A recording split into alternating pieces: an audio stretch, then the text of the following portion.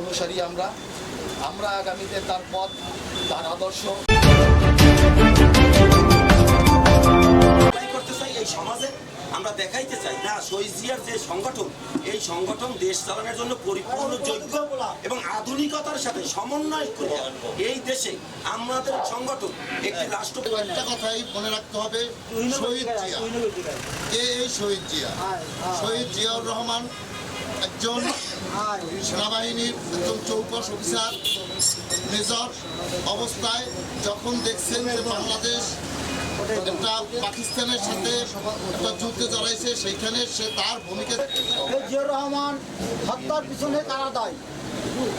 শেখ হাসিনা এই বাংলাদেশে আসার পরে শহীদ রাষ্ট্রপতি জিয়াউর রহমান তখন এই শেখ হাসিনাকে প্রোটোকল দিয়েছিলেন এই শেখ হাসিনা যাতে কোনো ক্ষয়ক্ষতি না হয় সেই জন্য। নাই, সে বড় মাপের একজন নেতা, তার অনুসারী আমরা আগামীতে তার পথ, তার আদর্শ বাস্তবায়নের লক্ষ্যে আগামীতে আমরা কাজ করে যাব।